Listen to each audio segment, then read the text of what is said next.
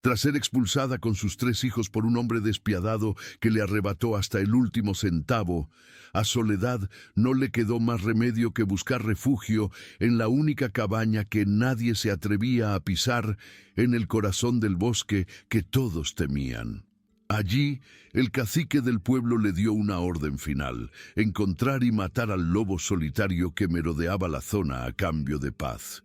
Pero lo que nadie sabía era que, bajo el suelo podrido de aquel lugar, ella no encontraría a una bestia, sino al guardián de una promesa antigua. Parece una leyenda, pero quienes conocen las sierras del sur juran que esta historia ocurrió de verdad. Si las historias sobre el poder de la compasión como el mayor acto de rebeldía resuenan contigo, suscríbete al canal para que continuemos este viaje juntos. Soledad sentía cómo el mundo se desmoronaba bajo sus pies. El aire de su pequeña casa, antes lleno del aroma a pan y de las risas de sus hijos, ahora olía a polvo y a injusticia. Don Ramiro, el cacique del pueblo, se erguía en el umbral como una estatua de granito, con ojos que no conocían la piedad. Le hablaba de una deuda, un papel amarillento que Soledad nunca había visto, una mentira forjada para arrebatarle el último recuerdo de su esposo. Sus 3 pequeños se aferraban a sus faldas, sus rostros marcados por una confusión que partía el alma. Ella no tenía nada, solo el eco de una vida feliz y un corazón que latía como un pájaro asustado contra las costillas. Don Ramiro no era un hombre movido por el rencor, sino por una codicia fría y calculadora, una sed de poder que secaba todo a su paso. La pequeña parcela de Soledad era solo una pieza en su tablero, un obstáculo insignificante en su camino hacia la riqueza. Bajo el manto de aquel bosque antiguo corría una veta de mineral precioso, un secreto susurrado entre los suyos, y él planeaba poseerlo todo. Expulsar a la viuda era una demostración de fuerza, una advertencia silenciosa para cualquiera que osara desafiar su voluntad. Su sombra se proyectaba larga sobre las calles del pueblo, y su amenaza era tan real como el hambre que pronto sentirían los hijos de Soledad. Nadie se atrevería a ofrecerle ni un trozo de pan. Pero como soy un hombre generoso, le dijo con una sonrisa torcida, te daré una última oportunidad. Señaló hacia el bosque que abrazaba su terreno. Hay un lobo solitario, una bestia astuta que ataca al ganado. Los hombres le temen. Mátalo. Tráeme su piel como prueba antes de la luna llena y tu deuda será perdonada. Le arrojó a los pies un viejo mosquete oxidado, un arma tan inútil como su esperanza. Soledad lo recogió, sintiendo el frío del metal. No era una oferta de salvación, sino una burla cruel, un acto final para quebrar su espíritu frente a todo el pueblo, cuyos habitantes desviaban la mirada, cómplices silenciosos de su desgracia inminente. Esa noche, con el mosquete pesando como una ancla, Soledad no se adentró en el bosque para cazar, sino para buscar una respuesta en el silencio de los árboles. No siguió rastros de sangre, sino el sendero de su propia soledad. Lo encontró junto a un arroyo, una figura imponente de pelaje grisáceo, pero con una cojera que delataba una vieja herida. El lobo la observó, y en sus ojos ambarinos no había ferocidad, sino una cautela profunda, un cansancio que ella reconoció como propio. Soledad dejó caer el arma inútil al suelo. De su morral sacó el último trozo de carne seca que guardaba. Con la mano temblorosa, pero firme, se lo ofreció, sellando un pacto sin palabras. El lobo devoró la carne con una avidez que hablaba de un hambre antigua, y luego, en lugar de huir, se recostó a una distancia prudente, observándola. Aquel fue el inicio de un ritual secreto. Noche tras noche, Soledad volvía al mismo arroyo, compartiendo los restos de su propia escasez, un pedazo de tortilla, algunas raíces que encontraba al escarbar la tierra. La bestia, a quien en su mente llamó sombra, ya no la recibía con recelo, sino con una calma expectante. No necesitaban palabras, En la quietud del bosque, dos soledades se reconocían y se daban consuelo. Ella llegó a tocar con la yema de sus dedos el pelaje áspero cerca de su pata herida, y él se lo permitió, un gesto de confianza absoluta. La luna comenzó a redondear su perfil en el cielo, y con ella creció la impaciencia de don Ramiro. Envió a dos de sus matones a la parcela de Soledad, no para cobrar, sino para recordarle su plazo y disfrutar de su angustia. Se acercaron a la choza al atardecer, con sus voces ásperas y sus sonrisas de hiena. Pero desde el linde del bosque, una figura emergió de las sombras. Sombra no gruñó, no mostró los dientes, simplemente se quedó allí, una estatua de músculo y pelaje gris, con los ojos ambarinos fijos en ellos, una advertencia silenciosa y letal. El miedo, un animal mucho más salvaje, se apoderó de los hombres, que huyeron despavoridos. Soledad comprendió que su acto de piedad le había conseguido un guardián. La noticia corrió por el pueblo como un reguero de pólvora. Los matones, pálidos y balbuceando, le contaron a don Ramiro sobre el lobo que parecía una aparición del inframundo. Él los despidió con un insulto, convencido de su cobardía, pero una semilla de furia helada se plantó en su pecho. ¿Cómo osaba esa mujerzuela desafiarlo con un perro sarnoso? En las calles, los murmullos crecieron. Algunos hablaban de brujería, otros de un pacto con los espíritus del monte. Ya no miraban a Soledad con lástima, sino con un recelo teñido de asombro. Ella lo sentía, y por primera vez desde la muerte de su esposo, una llama de desafío se encendió en su interior, calentando el frío de su desamparo. La luna llena, faro de su ultimátum, estaba a solo una noche de distancia. La humillación era una brasa ardiente en el orgullo de don Ramiro. No esperaría más. Esa misma noche reunió a una docena de sus hombres más leales, no matones de poca monta, sino cazadores curtidos. El tintineo de los machetes y el chasquido de los rifles, al ser cargados, rompieron la paz del atardecer. Con antorchas que escupían chispas anaranjadas al cielo violáceo, la partida marchó hacia la parcela de Soledad. Su objetivo ya no era solo cobrar una deuda, era erradicar la semilla de la rebeldía, quemar la choza hasta los cimientos y reclamar con sangre lo que consideraba suyo. Soledad escuchó el crujido de las ramas mucho antes de ver el resplandor anaranjado. Acurrucó a sus pequeños en el rincón más oscuro de la choza, susurrándoles promesas de un amanecer que ya no sentía seguro. El miedo, un viejo conocido, le helaba la sangre, pero esta vez no la paralizó.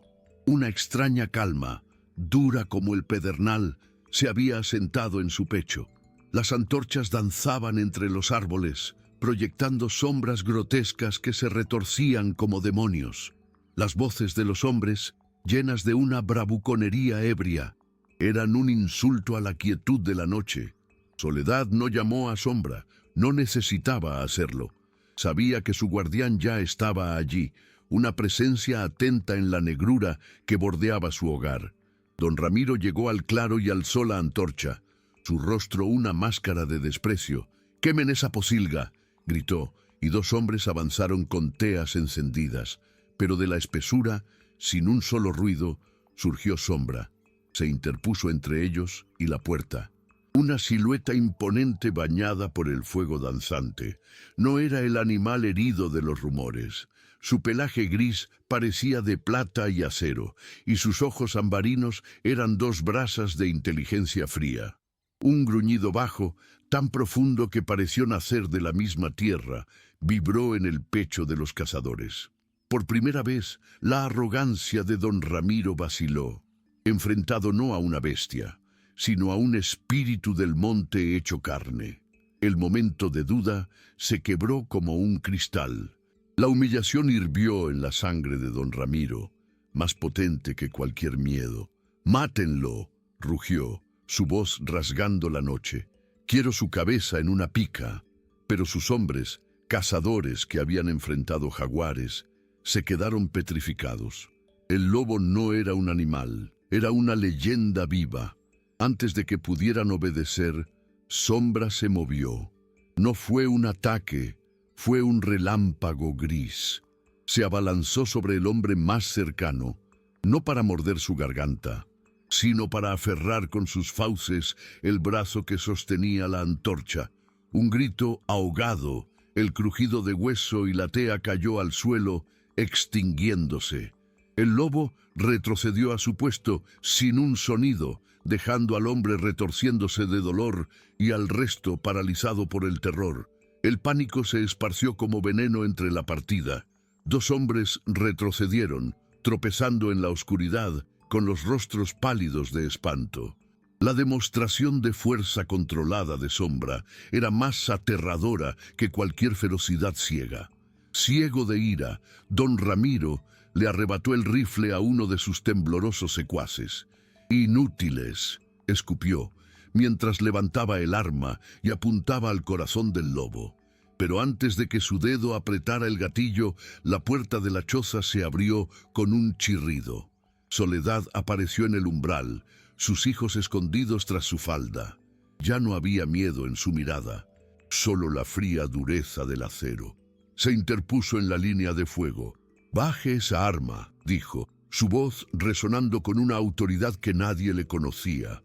Una risa seca y rasposa escapó de la garganta de don Ramiro, un sonido que cortó el aire tenso. «¡Mírenla!», se burló, girando la cabeza hacia sus hombres. «La viudita se ha vuelto loca, protege a la bestia como si fuera su marido». Su voz se llenó de veneno. «Es una bruja. Hizo un pacto con el diablo del monte». Pero Soledad no flaqueó. Su voz, aunque más baja, sonó más fuerte que el grito del cacique. «La única bestia que veo aquí es su codicia, don Ramiro. Esta tierra es de mis hijos, no suya». El desafío abierto y sin miedo hizo que los cazadores intercambiaran miradas nerviosas. El miedo al lobo era una cosa, otra muy distinta era la convicción helada en los ojos de aquella mujer. El rostro de don Ramiro se contrajo en una máscara de pura rabia. La humillación pública era un veneno que no podía tragar. «Te di tu oportunidad, mujer estúpida», siseó, y el cañón del rifle se movió de nuevo hacia Sombra. Pero entonces, una voz grave retumbó desde la oscuridad. «Ya es suficiente, Ramiro». Era Jacinto, el viejo herrero, emergiendo del linde del bosque, con el martillo de su oficio en la mano. Tras él, otras 2 familias se hicieron visibles, sus rostros iluminados por las antorchas caídas. No llevaban armas, solo la dignidad que el miedo les había robado por años. La valentía de Soledad había sido una brasa arrojada sobre pasto seco. Don Ramiro ya no enfrentaba a una viuda, sino a su pueblo.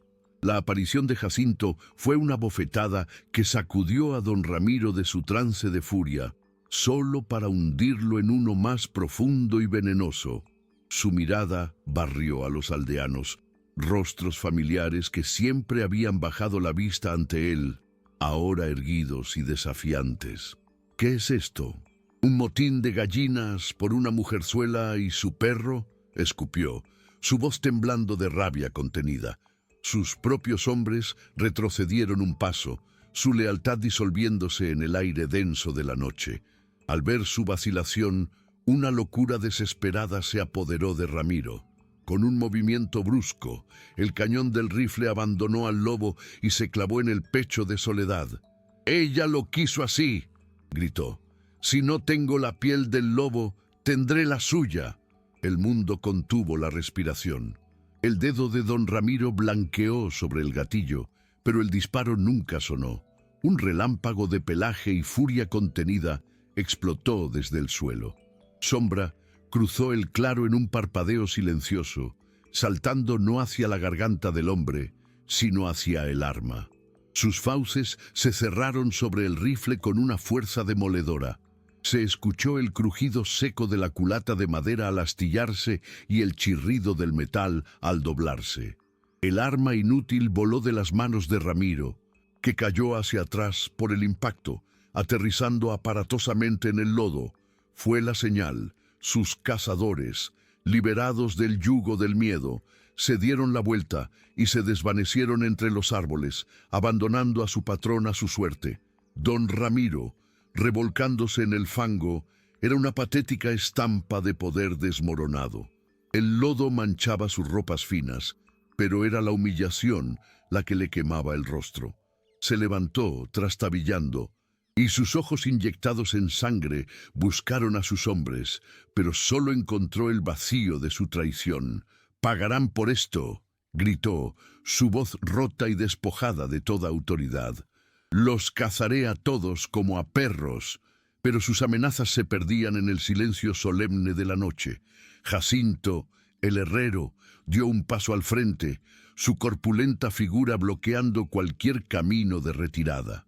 Su tiempo aquí terminó. «Ramiro», dijo con voz grave, «este pueblo ya no le teme». No. A su lado, Sombra emitió un gruñido bajo, una sentencia definitiva. Nadie levantó una mano contra él.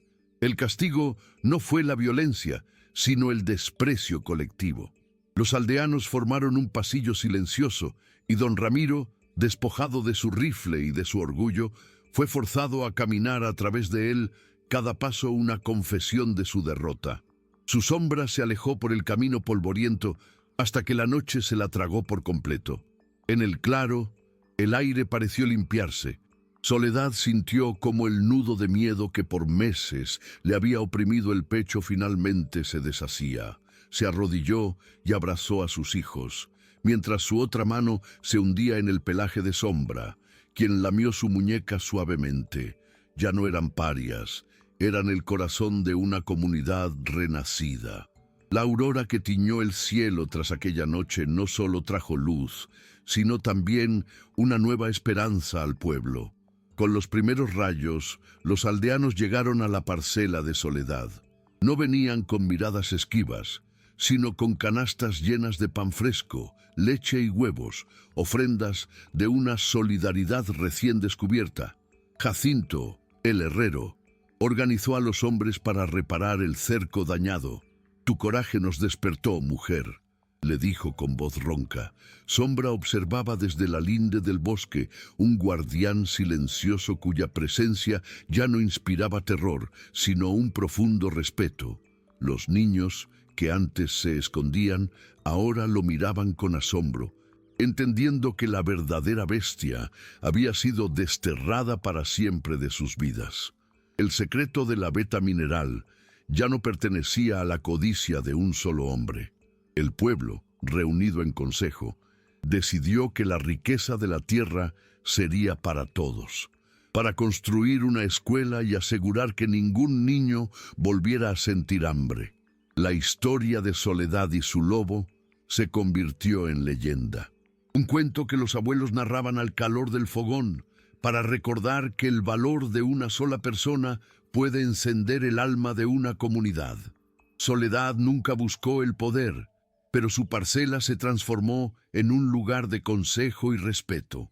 Y Sombra, el lobo solitario, permaneció como el espíritu del monte, el guardián no solo de una familia, sino de la promesa de un pueblo que aprendió a ser libre. Los meses pasaron, tejiendo la leyenda en la vida diaria del pueblo. Sombra no se convirtió en un perro doméstico, sino en su espíritu vigilante. Rara vez se acercaba a las casas, pero su presencia se sentía como una promesa en el aire. Los niños, criados con el cuento de su valentía, le dejaban ofrendas de pan y fruta en una piedra lisa al borde del bosque, regalos que desaparecían en la noche. A veces se le veía en la colina, una silueta gris contra el atardecer, observando la construcción de la nueva escuela. Su conexión con Soledad, sin embargo, era un lazo aparte. En las noches de luna, él la esperaba junto al arroyo, y compartían un silencio que valía más que 1000 palabras, renovando el pacto que los había salvado a todos. Pero las leyendas, como el humo de las fogatas, no conocen fronteras y el viento las lleva lejos. Pronto, viajeros de valles lejanos comenzaron a llegar. atraídos no solo por los rumores de la mina comunal, sino por el cuento increíble del lobo guardián. Querían ver con sus propios ojos a la mujer que había pactado con el monte. Al principio, el pueblo los recibía con una cautela hospitalaria, compartiendo su pan, pero guardando sus secretos. Sin embargo, un día llegó un hombre de la ciudad, con botas lustrosas y mapas bajo el brazo. No preguntaba por la bestia, sino por la pureza del mineral, y en su sonrisa pulida y sus ojos calculadores, Soledad reconoció la misma fría codicia que una vez habían desterrado. El hombre, que se presentó como el señor Morales, no llegó con matones, sino con papeles sellados y promesas de progreso. Hablaba de empleos, de una carretera que conectaría al pueblo con el futuro y de regalías que enriquecerían a cada familia. Con una sonrisa condescendiente, se refería a la historia de Sombra como un encantador cuento folclórico, una anécdota para turistas. Algunos aldeanos, cuyas manos aún recordaban el hambre, se sintieron tentados por el brillo de un porvenir sin carencias. Pero Soledad, al escuchar sus palabras pulcras, sentía el mismo frío que le provocaba don Ramiro. Era el mismo apetito voraz, oculto esta vez tras un lenguaje de contratos y porcentajes, una trampa más elegante, pero igual de letal para la libertad que habían conquistado. Esa noche, Soledad advirtió a los suyos: su riqueza envenenará la tierra y dividirá nuestros corazones. Les dijo con voz firme durante el consejo. El debate se encendió. El hambre tiene memoria, argumentó un anciano, y sus promesas suenan a pan caliente. Pero Jacinto y otros recordaron que el verdadero tesoro no era el mineral, sino la unidad que habían forjado. La señal llegó una tarde, cuando Morales, en un gesto de falso interés por sus costumbres, se acercó a la piedra de las ofrendas. Un silencio antinatural cayó sobre el bosque y un viento helado, cargado con un olor salvaje, le erizó la piel. Desde la espesura invisible, un gruñido retumbó tan profundo que no parecía de un animal, sino de la montaña misma advirtiéndole. El hombre retrocedió, su máscara de civilidad rota por un miedo que no podía nombrar. El señor Morales huyó de la linde del bosque no con el pánico de un cobarde, sino con la furia helada de un cazador que ha sido burlado por su presa. El miedo inicial se transformó rápidamente en un cálculo resentido. Desechó el gruñido como un truco, una artimaña de los campesinos para asustarlo. Comprendió que las promesas colectivas eran inútiles contra una fe tan arraigada. Por eso, cambió de táctica. Abandonó la plaza del pueblo y comenzó a moverse en las sombras, visitando las chozas más alejadas, las familias más necesitadas. Ya no hablaba de escuelas ni de futuro, sino de medicinas para un niño enfermo, de un puesto de capataz para un joven sin trabajo. Su veneno era ahora personal, una gota de ambición susurrada en cada oído para disolver la unidad que los hacía fuertes. El veneno no tardó en hacer efecto. Un silencio tenso comenzó a crecer entre los vecinos. Las conversaciones se apagaban cuando alguien se acercaba y las miradas, antes francas, se volvieron esquivas. Soledad sintió el frío de la desconfianza, más peligroso que cualquier rifle. Esa tarde, en lugar de convocar otro consejo, caminó hacia los cimientos de la escuela, tomó una pala y junto a sus hijos comenzó a mezclar el barro para los adobes. No dijo nada, pero su acción fue un grito. Al poco rato, Jacinto llegó con su martillo. Luego, otra familia se sumó y otra. No estaban construyendo un edificio. Estaban reparando su comunidad, reafirmando con sus propias manos un pacto que el oro ajeno no podía comprar. Morales observó desde la distancia la escena de la escuela. Cada adobe puesto era un insulto a su poder. Comprendió que el corazón de aquella resistencia no era la mujer, sino su leyenda.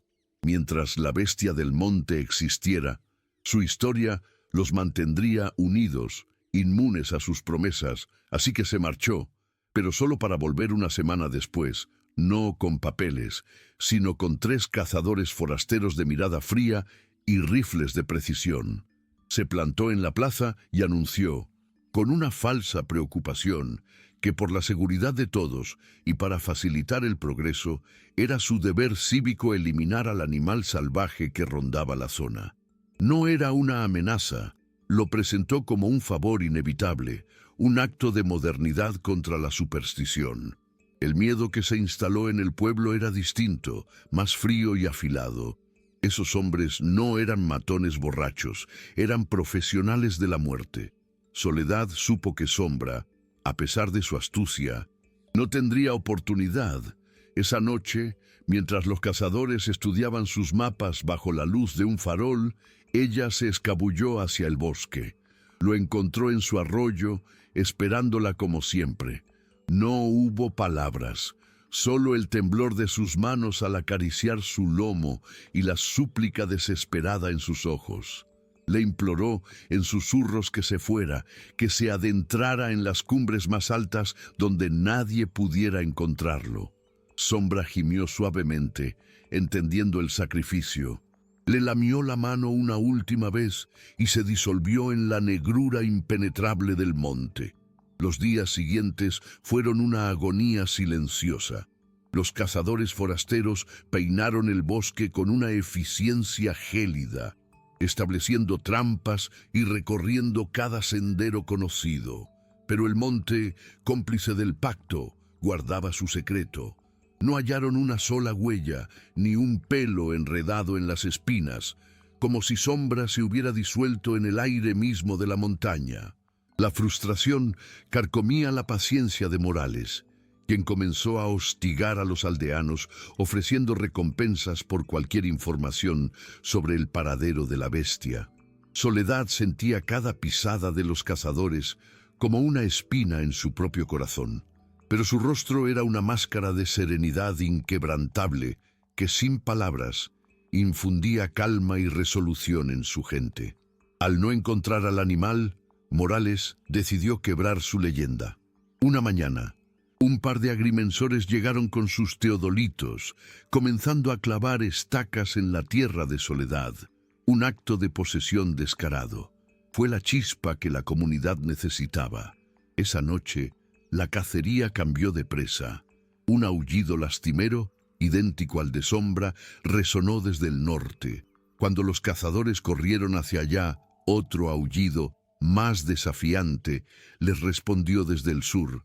Al alba, en cada puerta y en cada árbol del camino, apareció un lobo tallado en madera o dibujado con carbón. Ya no cazaban a un animal. El espíritu indomable de la manada, encarnado en todo un pueblo, los cazaba a ellos. La cacería se invirtió por completo. Los cazadores, hombres de nervios de acero acostumbrados a la soledad del monte, comenzaron a desmoronarse.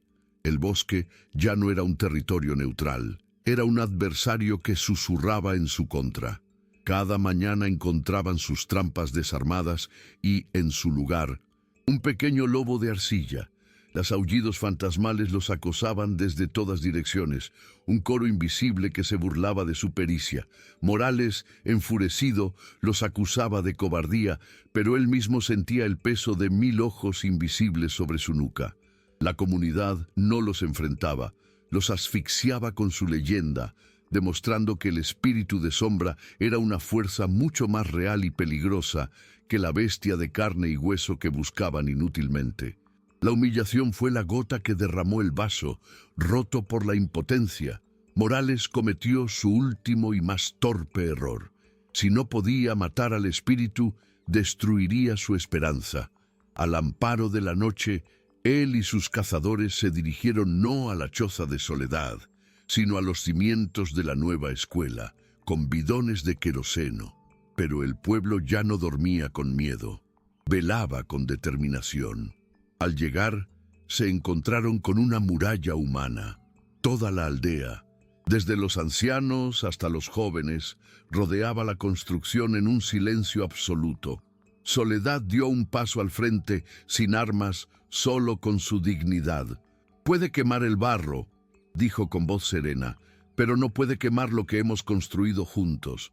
Derrotado por una fuerza que no podía comprar ni matar, Morales y sus hombres se retiraron para no volver jamás.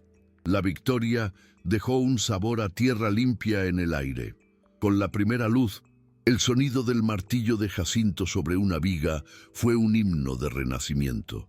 La gente volvió a la escuela, pero ya no para defenderla, sino para celebrarla con su trabajo. Las risas reemplazaron a la tensión, y los lobos de carbón se convirtieron en un emblema de orgullo en las puertas de las casas. Se contaban unos a otros cómo sus aullidos habían helado la sangre de los forasteros. Soledad observaba, con el corazón hinchado de gratitud, pero en los momentos de calma, sus ojos se perdían en la cresta azul de la sierra. El pueblo estaba a salvo, pero su guardián, su amigo solitario, seguía ausente, un eco silencioso en su alma. Pasaron las lunas y las paredes de adobe de la escuela crecieron firmes como la voluntad del pueblo. La vida retomó un ritmo sereno, marcado por la siembra y la cosecha. Una noche, guiada por una nostalgia que no la abandonaba, Soledad caminó hasta el arroyo. El agua cantaba la misma canción de siempre, pero el claro se sentía vacío. Estaba por regresar cuando una figura se materializó desde la penumbra. Sombra. No parecía un fugitivo, sino un rey que regresa a sus dominios. Se acercó despacio y apoyó su enorme cabeza en la mano de ella. Ya no había peligro del cual protegerla. El pueblo se había convertido en su propia manada. Su regreso no era un deber, sino una elección. El reencuentro de dos soledades que habían forjado un hogar. La vuelta de Sombra no fue la de un fantasma, sino la de una certeza. Ya no era un secreto susurrado en la noche, sino una presencia visible que formaba parte del paisaje y del alma del pueblo. Se le veía a veces en el cerro, una estatua gris recortada contra el cielo, observando a los niños jugar en los campos recién labrados. Ya no era solo el guardián de Soledad. Se había convertido en el protector silencioso de la comunidad que ella había inspirado. Nadie intentaba acercarse demasiado, entendiendo que su lealtad no implicaba domesticación. Eran sus hijos los únicos que dejaban un cuenco con agua fresca junto al arroyo, un tributo que él aceptaba a veces, dejándose ver por un instante, un regalo de confianza pura. El tiempo, que antes era un enemigo que medía deudas y ultimátums, se volvió un aliado que tejía prosperidad. La escuela se alzó, no como un edificio de ladrillos y tejas, sino como un monumento a su voluntad colectiva.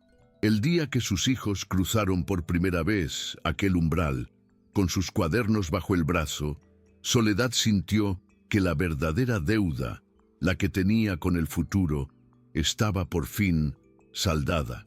El sonido de las risas infantiles, aprendiendo las letras, era más valioso que cualquier mineral bajo sus pies.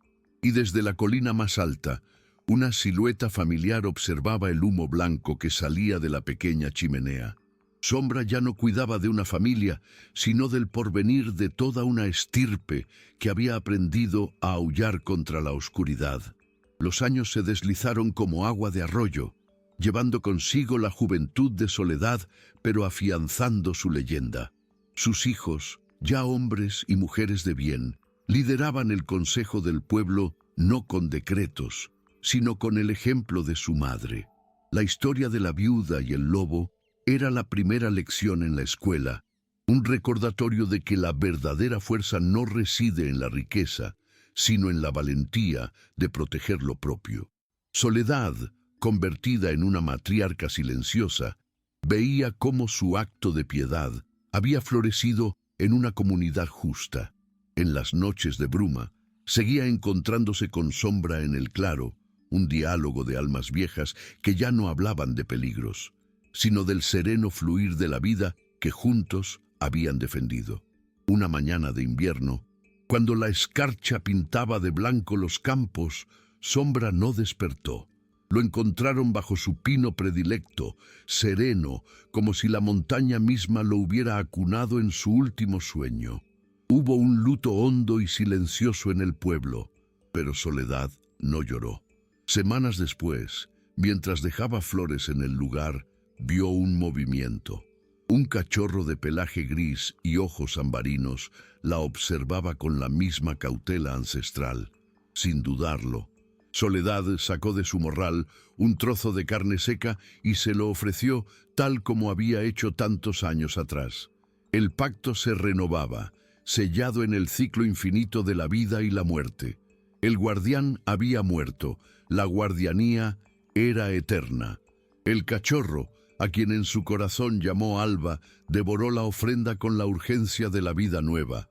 No se recostó a su lado como lo hacía el viejo Sombra. Su naturaleza era más esquiva, un espíritu joven que aún desconfiaba del mundo.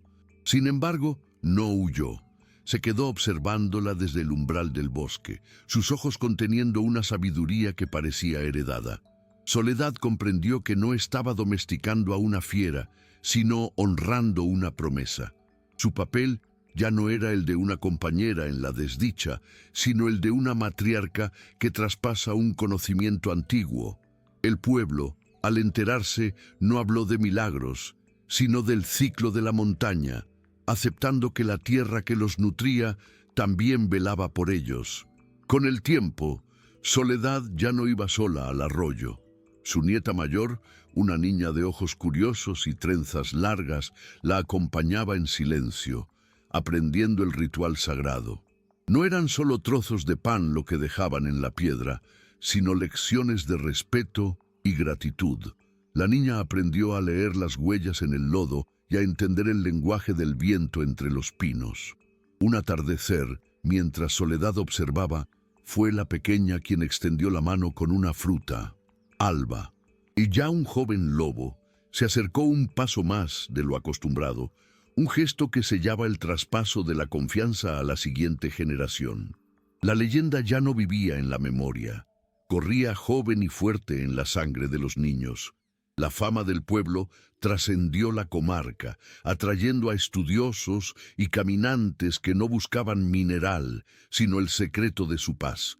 Llegaban esperando encontrar una magia exótica y se topaban con la sencilla lógica del bien común. Observaban los sembradíos colectivos, la escuela llena de risas y las decisiones tomadas en asambleas donde cada voz contaba. Le preguntaban a la nieta de Soledad por la bestia del monte, y ella, con la sabiduría heredada en la mirada, respondía siempre lo mismo: Alba no es nuestra carcelera, es el espejo de nuestra libertad. Nos enseña que para ser manada, primero hay que respetar al solitario. Los forasteros se iban sin respuestas místicas, pero con una semilla de esperanza sembrada en el alma. Soledad sintió el invierno llegar no en el aire, sino en la calma de sus huesos. Sus días transcurrían en una mecedora junto a la ventana, la mirada fija en la cumbre donde el espíritu del monte velaba. Una tarde, mientras el sol teñía las nubes de naranja, tomó la mano de su nieta y no dijo nada. Solo apretó con una fuerza que era puro legado. En ese preciso instante, un aullido largo y claro descendió de la montaña. No era un lamento, sino un reconocimiento, una promesa que cruzaba el umbral entre la vida y la muerte. Soledad sonrió, cerró los ojos y supo que la manada, la de 2 y la de 4 patas, estaría a salvo. La guardianía había sido entregada. El funeral de Soledad no fue un río de lágrimas, sino un campo sembrado de recuerdos. El pueblo entero se congregó en el claro, no para despedirla, sino para reafirmar su presencia en cada adobe de la escuela y en cada espiga de maíz que crecía fuerte. No hubo discursos pomposos, solo las historias de su coraje contadas junto a una gran fogata comunal. Su nieta, Luna, sintió una mirada desde la linde del bosque. Allí estaba Alba, inmóvil contra el crepúsculo, rindiendo su propio tributo silencioso. Nadie sintió miedo, solo la certeza de un pacto inquebrantable. La matriarca descansaba, pero su espíritu, indomable como el lobo, ahora habitaba en cada corazón, un legado vivo que les enseñó a ser manada. Días después, Luna caminó sola hacia el arroyo. El aire estaba cargado de una expectativa distinta. Ya no era el ritual aprendido de su abuela, sino un diálogo que le pertenecía. Alba la esperaba, y al cruzar miradas, la joven comprendió la verdad más profunda. El lobo no era un arma contra el mundo, sino el ancla que los mantenía unidos a la tierra. El recordatorio de su propia naturaleza indómita. La guardianía había evolucionado.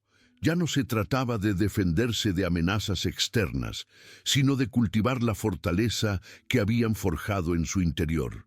Era la libertad salvaje que florecía en comunidad, la promesa de que, mientras respetaran al monte, jamás volverían a arrodillarse ante nadie. Los años convirtieron a Luna en una líder silenciosa, cuya autoridad emanaba no de un título, sino de la serenidad con que leía el alma del monte. La nueva amenaza no llegó con la cara de la codicia, sino con la del progreso burocrático. Hombres del gobierno, con buenas intenciones y carpetas llenas de decretos, declararon el bosque reserva protegida. Hablaban de preservar la fauna, pero sus planes implicaban cercas, permisos y un control que asfixiaba la libertad que tanto les costó ganar. Para ellos, Alba no era un espíritu guardián, sino un ejemplar de alto valor biológico que debía ser capturado, marcado y estudiado. Luna entendió que esta vez la lucha no sería con aullidos, sino con palabras. En lugar de confrontarlos, Luna los invitó a una caminata sin rumbo. No los llevó a buscar al lobo, sino a ver el bosque a través de sus ojos. Les mostró los arroyos limpios donde los peces abundaban, los sembradíos que respetaban el linde de los árboles y el silencio de los niños que sabían qué senderos no debían cruzar. No necesitamos leyes para proteger lo que amamos, les dijo. Alba no es un animal que deba ser estudiado en aislamiento. Es el corazón de este equilibrio. Su libertad garantiza la nuestra y la salud de esta tierra. Los hombres de la ciudad se quedaron sin argumentos. Sus papeles y sus teorías impotentes ante la evidencia de una sabiduría más antigua y funcional. Los hombres de la ciudad regresaron al pueblo en un silencio pensativo. El inspector a cargo, un hombre curtido por reglamentos y mapas, extendió sus papeles sobre una mesa de madera, pero ya no veía líneas ni coordenadas, sino el rostro sereno de Luna y la vitalidad del bosque. Se volvió hacia sus colegas y habló con una humildad inusual. Nuestras leyes están hechas para remendar lo que otros han roto, admitió. Pero aquí nada está roto. Al contrario, propuso algo inaudito, que el decreto no nombrara al Estado como protector, sino al pueblo mismo como los guardianes ancestrales del monte. El estudio ya no sería sobre el lobo, sino sobre sus métodos, un intento por aprender una forma de convivencia que el progreso había olvidado. La propuesta fue recibida con un recelo profundo en el Consejo. El papel firmado hoy es la jaula de mañana, sentenció un anciano, su voz cargada con la memoria de promesas rotas, pero Luna, con la calma heredada de su abuela, les habló no de confianza en los hombres, sino en su propia fuerza. Este papel no nos encierra, les explicó. Le pone un nombre a nuestra libertad para que el mundo de afuera aprenda a respetarla. No es un grillete, es un escudo. Tras una larga deliberación, la comunidad aceptó, no como súbditos, sino como soberanos de su destino. Y mientras Luna estampaba el consentimiento del pueblo en el documento, un aullido claro y potente descendió desde la cumbre, sellando el pacto con la voz ancestral de la montaña. El decreto no trajo una paz ociosa, sino una responsabilidad activa. Pronto comenzaron a llegar pequeños grupos de universitarios y agrónomos, no con la arrogancia del que sabe, sino con la humildad del que quiere entender. Luna no les daba cátedras, los llevaba a reparar cercos y a sembrar siguiendo los ciclos lunares. Les enseñaba a callar para escuchar el mensaje del viento y a leer la salud del bosque en el pelaje de un ciervo. Alba nunca se mostraba, pero su presencia era la lección más importante. El espíritu del monte no es un recurso para ser administrado, sino un soberano con el que se debe convivir. El mundo exterior no aprendía de ellos, aprendía con ellos a recordar lo olvidado. Pero la paz tiene sus propios desafíos. Los niños que crecieron sin conocer el miedo de Ramiro o la astucia de Morales veían la leyenda como un cuento. Uno de ellos, Mateo, fascinado por la cámara que un visitante le regaló, se obsesionó con capturar la prueba definitiva de su herencia, una foto de Alba. Creyendo que honraba la historia, una noche se adentró en el bosque con un trozo de carne, rompiendo la regla sagrada de no buscar, solo esperar. El lobo apareció, pero en sus ojos ambarinos no había ferocidad, sino una profunda decepción. No tomó la carne, simplemente lo miró. Y en esa mirada, Mateo comprendió que había tratado al espíritu del monte como a una curiosidad, traicionando el pacto sin desenvainar un arma. Mateo regresó al pueblo con el paso lento de un condenado. La cámara, ahora un objeto de vergüenza, le pesaba más que una piedra. No se ocultó. Fue directo a la casa de Luna y le entregó el aparato.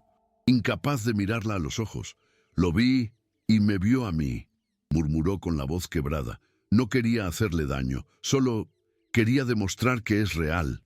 Luna tomó la cámara y la guardó sin mirarla. Su respuesta no fue un regaño, sino una lección cargada de una tristeza serena. Su realidad no se captura, Mateo. Se siente, se respeta. Desde esa noche, el monte enmudeció. Alba no volvió a ser visto, ni siquiera por ella, y un frío sutil se instaló en el corazón de la aldea. La ausencia de Alba se sintió como una sequía en el alma del pueblo. Los arroyos parecían correr más lento y el viento llano susurraba secretos entre los pinos. Luna comprendió que el verdadero peligro no eran los forasteros con sus mapas, sino el olvido que crecía desde adentro, la tentación de convertir un pacto sagrado en una simple anécdota. Convocó a todos, no para juzgar al niño, sino para sanar la herida. Durante una luna entera, la comunidad no extraería nada del bosque. En su lugar, cada familia llevaría al arroyo no solo comida, sino algo hecho con sus propias manos. Una talla, una trenza de paja, una melodía en flauta. Era un ayuno de codicia y un festín de respeto. El primer día, el claro del arroyo amaneció adornado con las ofrendas. No eran solo trozos de comida, sino pedazos de alma. Una flauta de carrizo que entonaba una canción silenciosa. Una muñeca de trapo para un cachorro que no estaba.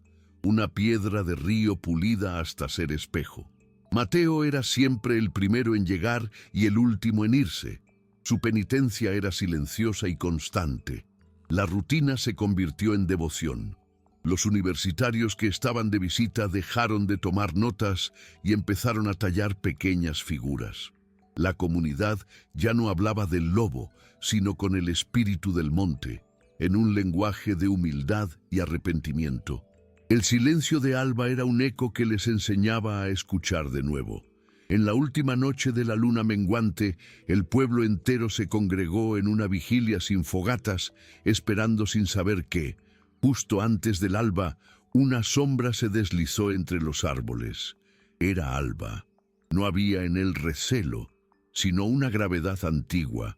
Ignoró las ofrendas de comida y caminó directo hacia la pequeña talla de madera que Mateo había dejado el primer día. La rozó suavemente con su hocico, un gesto de absolución que pesó más que 1000 palabras. Luego levantó la cabeza y un aullido brotó de su garganta, no de soledad, sino de pertenencia. El pueblo comprendió que la guardianía no era un privilegio heredado, sino un compromiso que debía renovarse con cada generación. El aullido del alba no fue un final, sino un bautismo para Mateo. Guardó la cámara, pero no por vergüenza, sino por una reverencia recién descubierta. Su obsesión por capturar al lobo se transformó en una devoción por documentar el pacto. Ya no se escondía para robar una imagen, ahora pedía permiso para retratar las manos que dejaban las ofrendas, los rostros de los ancianos contando la leyenda, los niños aprendiendo a tallar madera. Cada fotografía era un testimonio no de la existencia de Alba, sino de la fe de su pueblo. Su lente ya no buscaba a la bestia, sino el alma de la manada que la honraba, convirtiendo su error juvenil en el archivo sagrado de su comunidad. La luna de las ofrendas se convirtió en una tradición anual, un recordatorio de que la fe es un jardín que debe cuidarse. Los visitantes que presenciaron el ritual regresaron a sus ciudades no con datos fríos, sino con un asombro que las palabras apenas podían contener. Hablaban de una comunidad cuya mayor proeza no era convivir con un lobo, sino practicar una disciplina del respeto tan profunda que podía enmendar el espíritu. El pueblo se hizo famoso no por su leyenda, sino por su sabiduría. Comprendieron entonces que el verdadero tesoro del monte no era el mineral en sus entrañas, sino la capacidad de su gente para sanar sus propias fracturas con la fuerza silenciosa de la manada. La paz fue desafiada no por el hombre, sino por el cielo, que se negó a llorar sobre la tierra. Una sequía feroz se apoderó del valle, agrietando los campos y volviendo quebradiza la esperanza. El arroyo donde Soledad selló el pacto se convirtió en una vena de polvo y piedras calientes, un espejo del miedo que comenzaba a crecer en los corazones. Esta vez no había un enemigo visible al cual aullar. Luna guió a su gente en una nueva forma de resistencia. En lugar de dejar ofrendas, las enterraban en el lecho seco, como semillas de fe plantadas en la desesperanza. Eran rezos a la tierra misma. Alba también sufría. Su figura se veía más delgada en la distancia, un espíritu guardián que compartía la sed de su pueblo. La sequía apretó su puño y con la sed llegaron las dudas.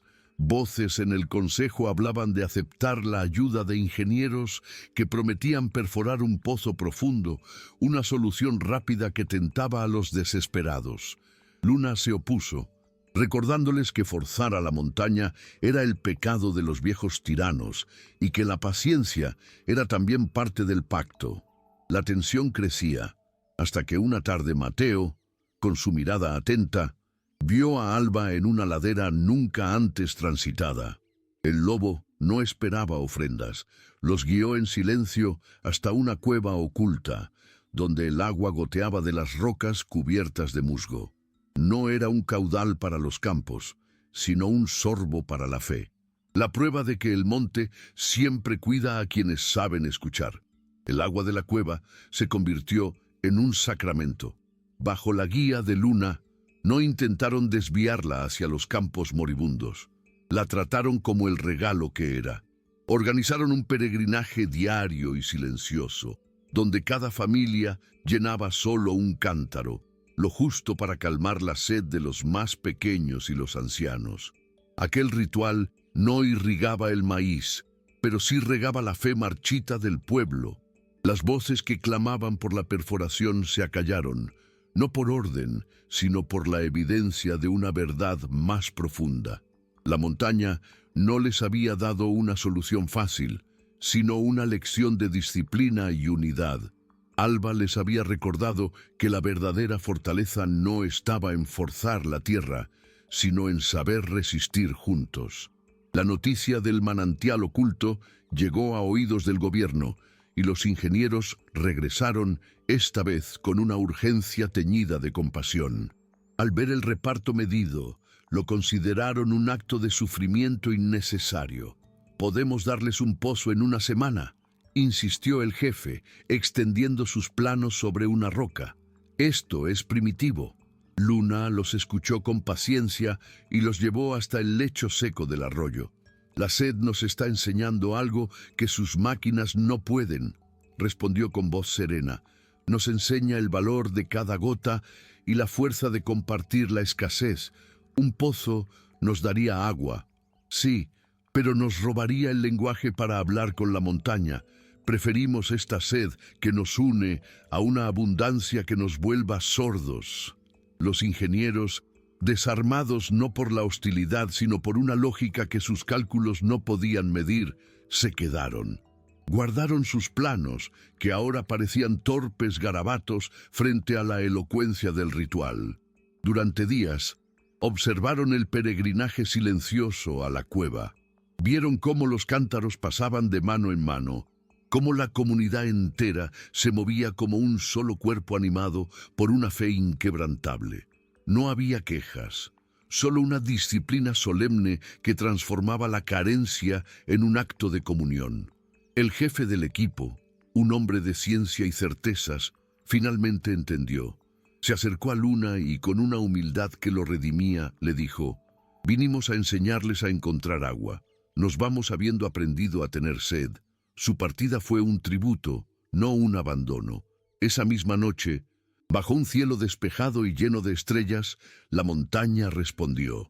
No fue con la furia de una tormenta, sino con el murmullo de un trueno lejano que sonó como un suspiro profundo. Segundos después, desde la cumbre más alta, el aullido de alba rasgó el silencio. Era un canto largo y vibrante que no pedía, sino que anunciaba. Y entonces cayó la primera gota, grande y pesada, sobre la frente de Mateo, que velaba afuera. Luego otra y otra más. La gente salió de sus chozas, no para guarecerse, sino para recibir la bendición con los rostros alzados y las manos abiertas. La lluvia mansa empapó la tierra agrietada, un bautismo que lavaba el miedo y renovaba el pacto con una promesa líquida y fresca. La lluvia no cesó con el amanecer, continuó cayendo, un manto fino y constante que empapaba la tierra sedienta. El aire olía a vida nueva, a polvo mojado y a promesa cumplida. Lo que había sido un murmullo se convirtió en un torrente. El arroyo revivió. Sus aguas, ahora turbias y vigorosas, corrían sobre las ofrendas enterradas, llevándose consigo las plegarias y devolviendo el pulso a la tierra. La gente no celebró con gritos, sino que se congregó en la orilla en un silencio reverente, observando el milagro. Luna, con los pies en el barro, sintió la mano de su abuela en el hombro. El pacto no era un cuento, era el ritmo del mundo, y ellos habían aprendido a bailar a su compás. La historia de la sequía y la fe del pueblo viajó más lejos que cualquier decreto. Los ingenieros la contaron en sus ciudades como una fábula real, una lección de humildad que sus planos no contenían. Empezaron a llegar peregrinos, gente con el alma agrietada por la prisa del mundo moderno, buscando no un milagro, sino un método. No encontraron guías turísticos, sino a Mateo, quien compartía sus fotografías como un texto sagrado. Las imágenes no mostraban al lobo, sino el rostro de la comunidad durante la vigilia, las manos dejando ofrendas, la dignidad en la sed. La lección era clara. El espíritu del monte no se revelaba al curioso, sino al que aprendía a ser parte de la manada. Entre los peregrinos que llegaban, una mujer llamada Elara, con los ojos cansados del ruido de la ciudad, no pidió ver al lobo, sino un lugar para quedarse. Luna, reconociendo en ella una sed más profunda que la del cuerpo, la aceptó con una condición. La sabiduría de este lugar no se regala, se cultiva, le dijo, entregándole un azadón. Su prueba no fue una hazaña, sino la tarea diaria de desmalezar el sembradío más alejado, en solitario, aprendiendo a escuchar el silencio que el monte ofrecía. Elara no preguntó cuánto duraría la prueba. Aceptó con una gratitud que no necesitaba palabras, entendiendo que el verdadero trabajo no era en la tierra, sino dentro de sí misma, despojándose de la prisa que traía de su mundo. La historia de Soledad nos enseña que el ara no luchó contra el silencio, se sumergió en él. Sus manos, antes suaves, aprendieron el dialecto de la tierra mientras el cansancio físico le limpiaba el alma. Fue entonces cuando el pueblo descubrió su don. Una noche, junto al fogón, comenzó a escribir en un viejo cuaderno las historias que los ancianos le confiaban, no como una investigadora, sino como una heredera.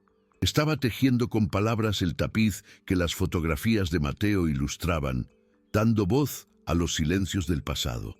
Una madrugada, mientras regresaba del campo, vio una silueta gris en la colina. Alba la observaba.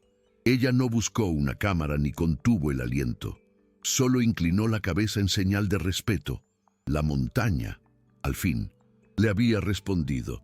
Si este mensaje tocó tu corazón, suscríbete y comparte para que más personas descubran el verdadero valor de la compasión como el mayor acto de rebeldía.